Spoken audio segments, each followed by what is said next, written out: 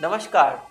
रात के 8 बज चुके हैं और वक्त हो गया है हमारे खास बुलेटिन बांसवाड़ा पत्रिका का। आप देख रहे हैं बीबीसी राजस्थान और मैं हूं आपके साथ निखिल। चलिए शुरुआत करते हैं आज की सबसे बड़ी खबरों से। डालते हैं एक नजर आज की सुर्खियों पर। मोटा गांव में सावित्रीबाई फूले की 195वीं जयंती का संकल्प लिया। कुरीतियों पर अंकुश, बालिका शिक्षा पर जोर देने का निर्णय। कंधारवाड़ी स्कूल में फूले जयंती पर क्रांति ज्योति को नमन। शिक्षा संघर्ष की विरासत को याद किया। सोने के भाव के बीच थेवा कला के गहने बने लोगों की पहली पसंद। 80% तक सस्ते और 450 साल पुरानी विरासत।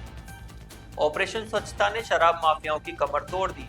डूंगरपुर में 10 करोड़ 50 लाख की शराब और 85 वाहन जब्त। जाना था बनारस, 8 यात्रियों को पहुंचा दिया बांसवाड़ा। चंद रुपयों के लालच में बस संचालक ने धोखे से यहां छोड़ा। पीड़ित सवारियों ने अब पुलिस से लगाई गुहार। बांसवाड़ा में पहली बार फ्लावर शो का आयोजन। वेद से बने गमलों में सजा फूलों का बगीचा। डॉक्टरों की मांग को लेकर चौथे दिन भी आमरण अनशन। छोटी सादड़ी में भूख हड़ताल के चौथे दिन नाजुक हुई हालत। ग्रामीणों ने समाज सुधार बैठक में लिए सख्त फैसले। डीजे बंद। कुशलगढ़ के गोयका बारिया में शराब पर पूर्ण प्रतिबंध। नेत्र रोग विशेषज्ञों का रोस्कोन सेमिनार आयोजित। बांसवाड़ा में पहली बार आयोजन, कई विशेषज्ञ हुए शामिल। पेड़ से पाला तोड़ते समय पेड़ से गिरी 12 वर्षीय बच्ची। दानपुर क्षेत्र की है घटना, इलाज के दौरान आए 5 टाके। गनोड़ा में 9 दिवसीय रामकथा का हुआ समापन। नेताओं ने जलाशयों के लिए 50 लाख दिलाने की घोषणा की। काकनवानी में विराट हिंदू सम्मेलन की तैयारी को लेकर बैठक। संघ के गायरी बोले, संगठित हिंदू समर्थ राष्ट्र का आधार है। श्री गौड़ ब्राह्मण समाज की 2 दिवसीय खेलकूद प्रतियोगिता शुरू। 42 टीमों ने लिया भाग। सोमवार को महिलाओं के खेल होंगे। लखारा समाज सामूहिक विवाह सम्मेलन प्रतापपुर में हुआ। बांसवाड़ा डूंगरपुर में प्रतापगढ़ के सैकड़ों परिवार शामिल हुए। मोहन कॉलोनी में होगा विराट हिंदू सम्मेलन। आयोजन की तैयारी को लेकर हुई बैठक, जिम्मेदारी तय की गई। राष्ट्रीय सेमिनार में वागड़ के इतिहासकार घनश्याम सिंह भाटी ने दी प्रस्तुति। गढ़ी रियासत का अनूठा राजनीतिक सांस्कृतिक इतिहास पेश किया। तो ये थी आज की खास सुर्खियां। अब खबरों को देखते हैं विस्तार से। गनोड़ा क्षेत्र के शनि मंदिर मोटा गांव में सावित्रीबाई फूले की 195वीं जयंती धूमधाम से मनाई गई। कार्यक्रम में उपस्थित समाज के लोगों ने माता सावित्रीबाई के आदर्शों पर चलने का संकल्प लिया। बालिका शिक्षा को बढ़ावा देने, समाज में व्याप्त कुरीतियों को दूर करने और जागरूकता फैलाने का आह्वान किया। वक्ताओं ने कहा कि ज्योतिराव फूले और सावित्रीबाई फूले के संघर्षों से प्रेरणा लेकर हमें नई पीढ़ी को शिक्षित करना है, खासकर लड़कियों को। शिक्षा ही वह शक्ति है जो समाज को बदल सकती है। कार्यक्रम में प्रतिभावान छात्र छात्राओं और खिलाड़ियों का सम्मान किया गया। शंकर लाल भोई, कीर्तिश भोई, नटवर लाल भोई, नाथूलाल भोई, प्रताप भोई सहित कई सामाजिक सदस्यों ने कार्यक्रम में भाग लिया। स्थानीय निवासी ने कहा कि हमारे समाज में बदलाव की शुरुआत शिक्षा से होगी। सावित्रीबाई फूले का जीवन हमें यही याद दिलाता है। बांसवाड़ा के कंधारवाड़ी स्कूल में महामना सावित्रीबाई फूले की जयंती धूमधाम से मनाई गई। कार्यक्रम की शुरुआत उनकी तस्वीर पर माल्यार्पण और पुष्पांजलि से हुई। मुख्य अतिथि क्रांतिकारी कवि अशोक मधुघोष ने काव्य पाठ करते हुए सावित्रीबाई के जीवन और संघर्षों पर प्रकाश डाला। उन्होंने कहा कि माता फूले ने न सिर्फ शिक्षा का द्वार खोला, बल्कि समाज की हर बुराई के खिलाफ आवाज उठाई। असिस्टेंट प्रोफेसर डॉक्टर नरेश माही ने कहा कि आज भारत की हर महिला, नेता, शिक्षक, अधिकारी, चाहे वे राष्ट्रपति हो या सरपंच, सावित्रीबाई के संघर्ष की देन है। संविधान उनकी भावना का वाहक है, लेकिन अधिकार तभी सार्थक होते हैं जब सामाजिक सुधार और सामूहिक संघर्ष के साथ चले। लेखक भारत दोषी ने कहा कि सावित्रीबाई ने अनेकों कष्ट झेले, लेकिन रुकी नहीं। यही कारण है कि 200 साल बाद भी हम उन्हें याद करते हैं। ओबीसी अधिकार मंच के लक्ष्मीकांत भावसार ने कहा कि आज शिक्षा केवल जानकारी तक सीमित हो गई है, जबकि इसका असली उद्देश्य संस्कार, नैतिकता, राष्ट्रभक्ति और मानवता को बढ़ावा देना है। कार्यक्रम में राहुल वाधवानी, ओम प्रकाश वाधवानी, विपिन सारगिया, कालूलाल आदि उपस्थित रहे। देश भर में सोने के भाव आसमान को छू रहे हैं, लेकिन प्रतापगढ़ की थेवा कला के गहने न सिर्फ सस्ते हैं, बल्कि इनकी मांग भी बढ़ती जा रही है। थेवा कलाकार विष्णु सोनी बताते हैं कि गत दिनों से देश भर से ऑर्डर एकाएक बढ़ गए हैं। सोने के गहनों के मुकाबले थेवा के आभूषण 70 से 80% तक सस्ते होते हैं, पर कारीगरी ऐसी कि देखने वाला मुग्ध हो जाए। थेवा कला में रंगीन कांच पर सोने की बारीक नक्काशी की जाती है और बाहरी फ्रेम चांदी का होता है। आग में तपाकर पेंडल, झुमके, हथफूल, कंकण, कंगन, बॉक्स आदि तैयार किए जाते हैं। देवी देवताओं की आकृतियां और सजावटी वस्तुएं भी इसी तरह से बनाई जाती है। विष्णु सोनी बताते हैं कि हमारे गहनों में सोना और चांदी कम लगता है, लेकिन कला की वजह से ये लग्जरी लगते हैं, इसलिए मध्यम वर्ग भी इन्हें खरीद पाता है। थेवा कला 450 साल पुरानी है। प्रतापगढ़ की पुरानी राजधानी देवलिया में महाराजा के प्रोत्साहन से शुरू हुई थी। आज ये न केवल भारत में बल्कि जापान, सिंगापुर, अमेरिका, इंग्लैंड और यूरोप में भी पसंद की जाती है। अंग्रेजों के समय से यह कला उपहार के रूप में दी जाती रही है। विष्णु सोनी को 2004 में यूनेस्को का सील ऑफ एक्सीलेंस अवार्ड मिल चुका है और यह प्रतापगढ़ की पहचान। डूंगरपुर पुलिस ने ऑपरेशन स्वच्छता के तहत अवैध शराब तस्करी के खिलाफ रिकॉर्ड तोड़ कार्रवाई की है। जिला पुलिस अधीक्षक मनीष कुमार के नेतृत्व में पिछले एक साल में 739 मामले दर्ज किए गए और 10 करोड़ 50 लाख रुपए की शराब व 85 वाहन जब्त किए गए। यह जिले के इतिहास की सबसे बड़ी छापेमारी है। तस्करों ने पुलिस को चकमा देने के लिए बायोगैस प्लांट के नीचे गुप्त बॉक्स, सब्जी के कैरेट, गद्दे और जैविक खाद की बाल्टियों में शराब छिपाई। पंजाब, हरियाणा और चंडीगढ़ से 800 किलोमीटर का सफर तय कर ये खेप डूंगरपुर के बिछीवाड़ा बॉर्डर तक पहुंची, लेकिन पुलिस की मुस्तैदी के आगे सभी पैंतरे फेल हो गए। एसपी मनीष कुमार ने कहा कि जिले में अवैध गतिविधियों के लिए कोई जगह नहीं है। 29 बड़े ट्रक और दर्जनों लग्जरी गाड़ियां पुलिस के कब्जे में है। हिंदी फिल्म चलती का नाम गाड़ी का वह मशहूर गाना, जाना था जापान पहुंच गए चीन समझ गए ना, बांसवाड़ा में उस वक्त चरितार्थ होता नजर आया जब बिहार जाने वाले यात्रियों का एक जत्था धोखे से शिकार होकर राजस्थान के बांसवाड़ा पहुंच गया। जयपुर के एक निजी बस संचालक ने चंद रुपयों के लालच में मानवता को ताक पर रखते हुए बिहार के 8 यात्रियों को बनारस पहुंचाने की बजाय बांसवाड़ा लाकर छोड़ दिया। बिहार राज्य के रहने वाले 8 लोग जयपुर से बनारस जाना चाहते थे। उन्होंने जयपुर के एक ट्रेवल एजेंसी से संपर्क किया। बस संचालक ने उनसे बनारस का किराया तो ले लिया, लेकिन उन्हें उस बस में बैठाने की बजाय बांसवाड़ा आने वाली बस में बैठा दिया। पीड़ित यात्रियों का कहना है कि सफर के दौरान जब उन्हें आभास हुआ कि वे गलत दिशा में जा रहे हैं, तो उन्होंने बस चालक को स्टाफ के सामने अपनी आपत्ति भी दर्ज कराई, लेकिन बस स्टाफ ने उनकी एक न सुनी और गुमराह करते हुए उन्हें बांसवाड़ा लाकर छोड़ दिया। बांसवाड़ा पहुंचने पर इन यात्रियों के होश उड़ गए। उनका कहना है कि सफर के किराए में ही उनके पास मौजूद पैसे खर्च हो चुके हैं और अब उनकी जेब पूरी तरह खाली है। अनजान शहर और हाथ में पैसे न होने के कारण वे दाने दाने को मोहताज हो गए हैं। धोखाधड़ी का शिकार हुए ये 8 यात्री अपनी फरियाद लेकर बांसवाड़ा कोतवाली थाने पहुंचे। यहाँ उन्होंने पुलिस को अपनी आपबीती सुनाई और बस संचालक की मनमानी के खिलाफ शिकायत दर्ज कराई। फिलहाल ये लोग पुलिस और प्रशासन से मदद की गुहार लगा रहे हैं कि उन्हें किसी भी तरह सुरक्षित बनारस तक पहुंचाया जाए। हम लोग आए हैं बिहार से। मेरा नाम है प्रिंस कुमार सोनी। हम लोग कुल 8 लड़के हैं, ठीक है। हम लोग को जयपुर से बनारस जाने के लिए टिकट बुक कराने के लिए आए थे, ठीक है। ट्रेन नहीं मिल रहा था, ट्रेन उस दिन सारे ट्रेन कैंसिल थे, तो हम लोग बोले चलो भाई बस से चले जाते हैं। हम लोग घर पे कॉल किए, बोले कि मम्मी हम लोग को बस से आना पड़ेगा, कुछ पैसे डालो। मम्मी पैसे डाली। हम लोग गए जैन पार्श्वनाथ ट्रेवल्स के पास। उसके पास हम लोग जाके बोले कि हम लोगों को बनारस जाना है, बनारस जाने के लिए टिकट चाहिए। वो बोला हाँ मैं टिकट जुगाड़ करा देता हूँ आपको, क्यों नहीं। हम लोग बोले ठीक है सर, हम लोग का बुकिंग कर दिए। वो हम लोग से 700 रुपये पर हेड लेकर के 8 7 5600 रुपये हम लोग उनको पे किए। उसका सारा रिकॉर्ड मेरे फ़ोन पे में है, मैं उनको कैसे पैसा डाला सब दिखा दूँगा, ठीक है। उसके बाद वो मेरा टिकट बुक किए, बोले कि तुम 5 बजे आ जाओ। हम लोग वहाँ पे 5 बजे पहुँच गए। वो बोले बाबू बैठो, 5:30 तक बस आएगी।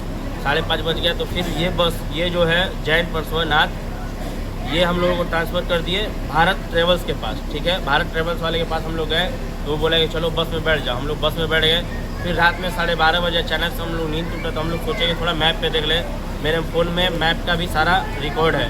हम लोग मैप पे सर्च किए बनारस, तो देख रहे हैं कि बनारस तो उधर है और ये बस जा रही है इधर। हम लोग बोले कि हम लोग को भाई तुम कहाँ ले जा रहे हो, हम लोग को बनारस जाना है। तो बोला नहीं चलो मैं तुमको सही जगह ले चलता हूँ। फिर हम लोग जब ज़बरदस्ती उससे किए, सुबह 4 साढ़े 4 बजे जब हम उससे पूरा फोर्स किए कि तुम बस रोको, तुम क्यों नहीं रोक रहे हो, वो बस नहीं रोक रहा। लास्ट में बस रोका। हम लोग जब यहाँ पे बांसवाड़ा थाने का हम लोग ऑनलाइन नंबर निकाल करके उनके पास कॉल किया, सर वो मैंने जब तो वो सर हम लोग को हेल्प किए, बोले तुम अभी बस वाले से बात कराओ। तो हम लोग बस वाले से बात किया, तो वो बोले ठीक है सर, मैं तुरंत पहुँचने वाला हूँ बांसवाड़ा बस स्टैंड, वहीं पे इन लोगों को उतार देता हूँ। उसके बाद ये लोग देख रहे हैं कैसे जाएंगे। तो हम लोगों के पास पैसा है नहीं, हम लोग कैसे जाएंगे। तो हम लोग जा रहे हैं सर के पास, कंप्लेंट करेंगे, बोलेंगे सर हम लोग कैसे भी करके बनारस आप पहुँचाइए। बांसवाड़ा के कुशलबाग मैदान के समीप स्थित वल्लभ भाई पटेल पार्क में आज पहली बार फ्लावर प्रदर्शनी फ्लावर शो का भव्य आयोजन किया गया। इस अनूठी प्रदर्शनी में जिले के कई दर्जनों ग्रुपों ने भाग लिया। प्रतिभागियों ने वेस्ट सामग्री का उपयोग कर आकर्षक गमले, कंपोस्ट खाद तैयार की और उनसे सुंदर फूलों का बगीचा विकसित किया। बाद में सभी ग्रुपों द्वारा तैयार किए गए फूलों के पौधों की प्रदर्शनी लगाई गई, जिसने आमजन का ध्यान आकर्षित किया। फॉलोवर शो का शुभारंभ जिला कलेक्टर डॉक्टर इंद्रजीत सिंह यादव ने फीता काटकर किया। इस अवसर पर उन्होंने आमजन से अपील की कि वे वेस्ट सामग्री को फेंकने की बजाय उसका सही उपयोग करें। घरों में छोटे छोटे बगीचे तैयार कर न केवल पर्यावरण को स्वच्छ रखें बल्कि शुद्ध हवा और हरियाली को भी बढ़ावा दें। यह आयोजन पर्यावरण संरक्षण और रिसाइकलिंग का प्रेरणादायक संदेश देता नजर आया। बांसवाड़ा वैसे प्राकृतिक तौर पे बहुत ही सुंदर स्थान है। बाग बगीचा समूह की तरफ से आज जो फूलों की प्रदर्शनी आयोजित की गई है, बहुत ही बेहतर प्रयास है। पर्यावरण के प्रति जागरूकता को लेके साथ में वेस्ट टू वंडर वाले कॉन्सेप्ट के ऊपर आधारित भी कुछ यहाँ पे चीज़ें लगाई गई है। रिसाइकलिंग का जो कॉन्सेप्ट हमेशा रहता है कि चीज़ों को बाहर फेंकने की बजाय उनको और बेहतर कैसे उपयोग किया जा सकता है, उस पर आधारित कॉन्सेप्ट भी यहाँ पे यूज़ किया गया है। तो मेरा मानना है कि इससे हमारे ख़ास तौर पे जो शहरी क्षेत्र के लोग हैं, इनमें पर्यावरण के प्रति और अच्छी जागरूकता रहेगी। मेरी तरफ से इस समूह को बहुत बहुत शुभकामनाएँ और इस प्रयास को आप निरंतर तौर पर रखें। बांसवाड़ा बाग बगीचा समूह द्वारा किसी छोटे से प्रदर्शनी का आयोजन किया गया, जिसमें हर तरह के प्लांट्स और फूलों की प्रदर्शनी लगाई गई, जिसमें हेरेनियम, पिटूनिया, हिबिस्कस और गुलदाउदी जैसे फूलों का यहाँ पे प्रदर्शनी लगाई गई, जिसमें कुल 15 लोगों ने भाग लिया है और विभिन्न जगह से आज की इस प्रदर्शनी में 500 से ज़्यादा वैरायटी उपलब्ध है। बांसवाड़ा बाग बगीचा सदस्य प्लांट शो रखा गया है, जिसका मुख्य उद्देश्य है लोगों को प्रकृति के प्रति जागरूक करना एंड जीरो वेस्ट प्रोग्राम। यहाँ पे हमारे बहुत सारे पौधे लगे हुए हैं, लाइक स्नेक प्लांट है, डहलिया है, गुलदाउदी हो गया और साथ में हमारे स्नेक प्लांट जो कि इंडोर आउटडोर बहुत सारी वैरायटी है यहाँ पे।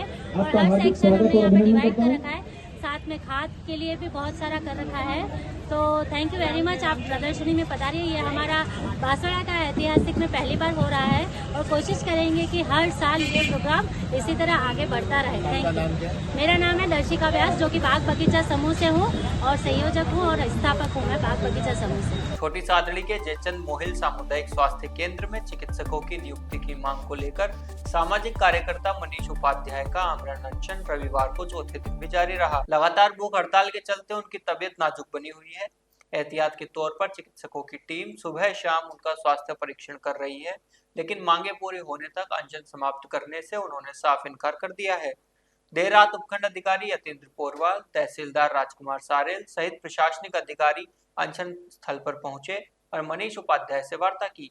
प्रशासन की ओर से मांगों पर सकारात्मक कार्रवाई का आश्वासन दिया गया, लेकिन उपाध्याय ने स्पष्ट कहा कि जब तक अस्पताल में डॉक्टरों की वास्तविक नियुक्ति नहीं होती, तब तक आमरण अनशन जारी रहेगा। इसके बाद प्रशासनिक अधिकारियों और चिकित्सकों के बीच भी चर्चा हुई, हालांकि देर रात तक किसी ठोस नतीजे पर सहमति नहीं बन सकी। अनशन स्थल पर प्रतिदिन विभिन्न समाजों के लोग पहुंचकर समर्थन जता रहे हैं। दाऊदी बोहरा समाज के लोगों ने भी पहुंचकर आंदोलन को अपना समर्थन दिया। गौरतलब है कि जयचंद मोहित सामुदायिक स्वास्थ्य केंद्र को उप जिला चिकित्सालय घोषित हुए काफी समय बीत चुका है, लेकिन आज भी चिकित्सकों और स्टाफ की भारी कमी बनी हुई है। इसका सीधा असर इलाज व्यवस्था पर पड़ रहा है। विशेषकर आदिवासी क्षेत्र से आने वाले मरीजों को उपचार के लिए गंभीर परेशानियों का सामना करना पड़ता है। साथ ही प्रतापगढ़ निम्बाहेड़ा नेशनल हाईवे 56 पर आए दिन सड़क दुर्घटनाओं में घायल मरीजों को यहां लाया जाता है, लेकिन सर्जन और हड्डी रोग विशेषज्ञ की नहीं होने से अधिकांश घायलों को प्राथमिक उपचार के बाद रेफर कर दिया जाता है। बांसवाड़ा जिले में कुशलगढ़ क्षेत्र के गोयका बारिया ग्राम के समस्त ग्रामीणों ने एक समाज सुधार बैठक आयोजित की, जिसमें सर्वसम्मति से कई महत्वपूर्ण निर्णय लिए गए। बैठक में डीजे पर पूर्ण प्रतिबंध, शराब की बिक्री और सेवन पर रोक, दहेज की सीमा 60,000 रुपए, रकम 1.5 किलो सोना और नात्रा या भगाकर ले जाने पर 2,25,000 रुपए का लेन देन तय किया गया। इसके अलावा मौत मरण में केवल एक बार नुक्ते के दिन बैठने का समय निर्धारित किया गया। उल्लंघन करने पर 51,000 रुपए का दंड लगाया जाएगा। बैठक में चुनी गई कार्यकारिणी में अध्यक्ष रंगजी बारिया, उपाध्यक्ष दिनेश बारिया, सचिव प्रदीप बारिया, कोषाध्यक्ष राकेश बारिया सहित अन्य पदाधिकारी को चुना गया। ग्रामीणों ने बताया कि उनका उद्देश्य समाज में व्याप्त बुराइयों, दहेज, शराब, डीजे के शोर को समाप्त कर एक स्वस्थ, शांतिपूर्ण और समरस वातावरण बनाना है। बांसवाड़ा जिले में पहली बार राजस्थान नेत्र रोग समिति के तत्वाधान में मध्यावधि रोजकोन के तहत एक दिवसीय नेत्र रोग सेमिनार का आयोजन किया गया। यह सेमिनार बांसवाड़ा शहर के एक निजी होटल में संपन्न हुआ, जिसमें राजस्थान के साथ साथ गुजरात से आए नेत्र रोग विशेषज्ञ डॉक्टरों ने भाग लिया। कार्यक्रम में कुल 90 से अधिक डॉक्टर शामिल हुए। सेमिनार में नेत्र रोग उपचार से जुड़ी नई तकनीकों, आधुनिक सर्जरी पद्धतियों और भविष्य की संभावनाओं पर विस्तार से चर्चा की गई। विशेषज्ञों ने बताया कि नई तकनीकों के उपयोग से मरीजों को बेहतर और त्वरित उपचार मिल सकेगा। इस कार्यक्रम का आयोजन बांसवाड़ा के वरिष्ठ नेत्र रोग विशेषज्ञ डॉक्टर नवरत्न जैन और डॉक्टर हार्दिक जैन द्वारा किया गया। आयोजकों ने कहा कि इस तरह के सेमिनार से बांसवाड़ा जिले में नेत्र रोग चिकित्सा के क्षेत्र को नई दिशा मिलेगी और स्थानीय स्तर पर उन्नत सुविधाओं का विकास होगा। इसमें वापस ये एक मिड टर्म कॉन्फ्रेंस है। मिड टर्म यानी कि जो कि साल में एक बार हर 6 महीने के अंदर लगाई जाए, उसको मिड टर्म कॉन्फ्रेंस बोलते हैं। और ROS द्वारा यानी कि राजस्थान ऑप्थेल्मिक सोसाइटी के द्वारा कभी भी है। इस बार हमें सौभाग्य प्राप्त हुआ कि हम ये कॉन्फ्रेंस ऑर्गेनाइज कर पाएँ। तो इस समय बांसवाड़ा के अंदर लगभग 90 ऑप्थेल्मोलॉजिस्ट आए हैं, जो कि अलग अलग शहरों से, जैसे कि जयपुर से, अहमदाबाद से, अजमेर से, उदयपुर से, सब लोग मिला के लगभग 90 डॉक्टर यहाँ पे इस कॉन्फ्रेंस को अटेंड कर रहे हैं। और ये हमारे लिए बहुत अच्छी बात है और हमें बहुत कुछ यहाँ पे नया सीखने को मिलेगा। नई तकनीक, नया लेज़र, नई मशीन के बारे में हमें सब कुछ, बहुत सारी नई चीज़ें, नए लेंसेज के बारे में हमें पता चल रहा है। बांसवाड़ा जिले के दानपुर क्षेत्र से इस वक्त की बड़ी खबर सामने आई है। मवेशी के लिए पेड़ से पाला तोड़ते समय एक दर्दनाक हादसा हो गया। सालिया बड़ी गांव निवासी 12 वर्षीय पायल पुत्री मांगू का पैर अचानक फिसल गया, जिससे वह ऊंचे पेड़ से नीचे गिर पड़ी। हादसे में बच्ची को हाथ और पैर में गंभीर चोटें आई। घटना के बाद परिजनों में अफरा तफरी मच गई।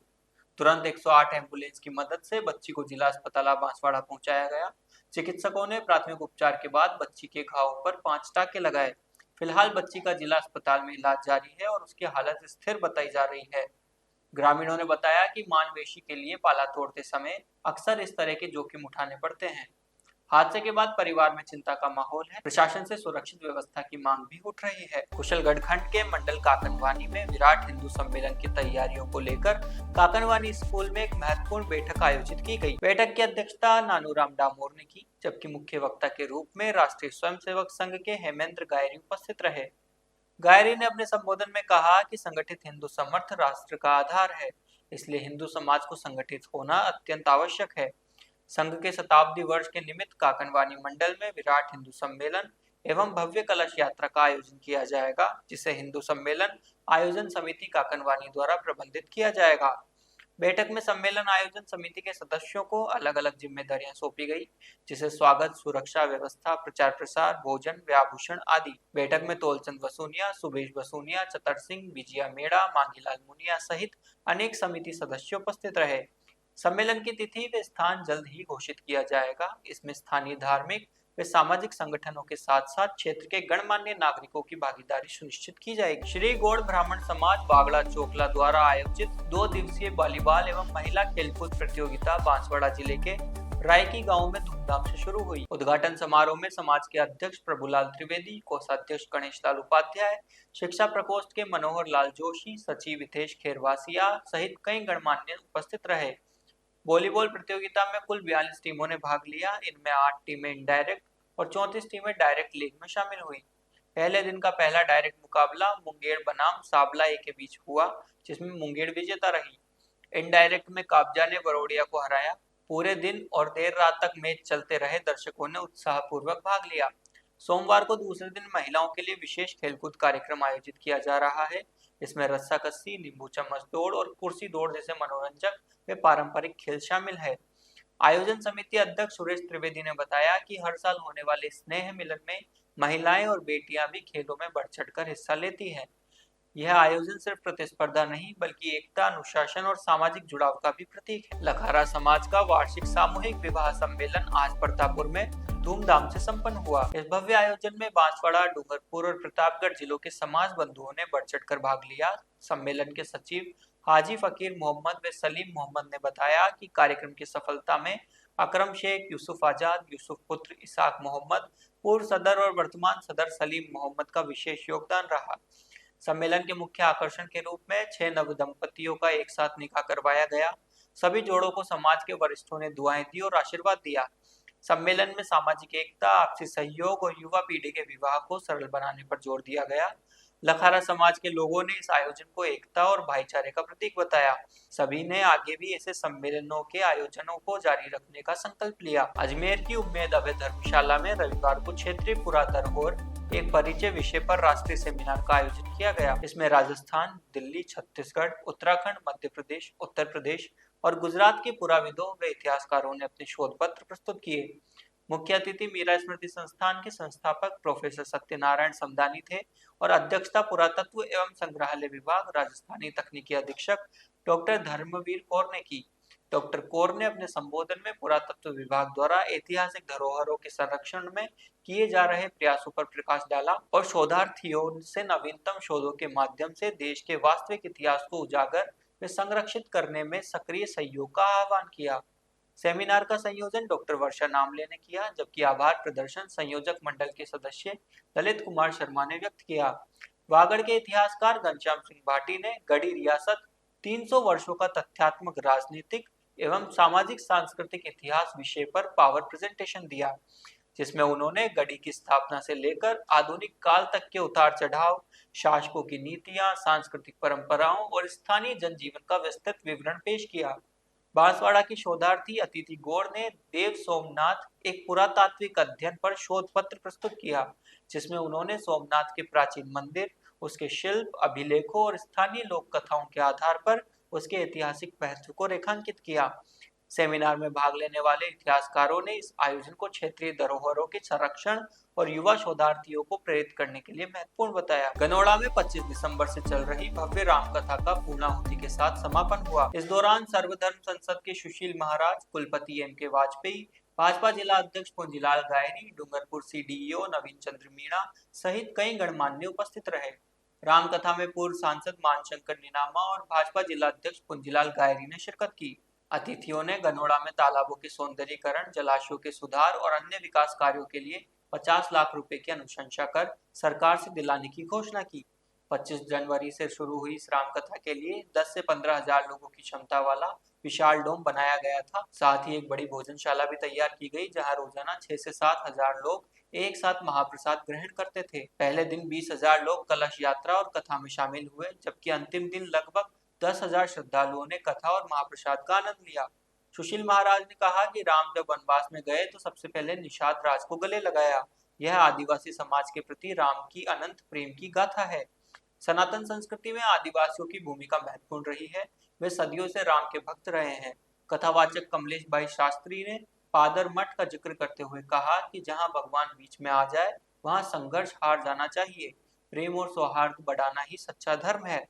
उन्होंने समाज को समझवादी बनने का आह्वान किया, न कि समाजवादी, ताकि एकता बरकरार रहे। शास्त्री ने चेतावनी देते हुए कहा कि चंद वोटों के लिए समाज को बांटना सनातन के विरुद्ध है। राम, निषाद, केवट, शबरी और अहिल्या सभी के साथ रहें। आज उन्हीं राम को आदिवासियों से दूर रहने की बात करना गलत है। तो ये थी आज की बड़ी खबरें। ऐसी सटीक और तेज खबरों के लिए देखते रहिए रोजाना रात 8 बजे बांसवाड़ा पत्रिका। अगर आप भी अपने क्षेत्र, संस्था, समाज या संगठन की खबरें हमारे साथ साझा करना चाहते हैं तो हमें संपर्क करें 9414102499 पर और प्रदेश की हर ताजा जानकारी के लिए सब्सक्राइब करें हमारे इंस्टाग्राम और यूट्यूब चैनल BBC राजस्थान।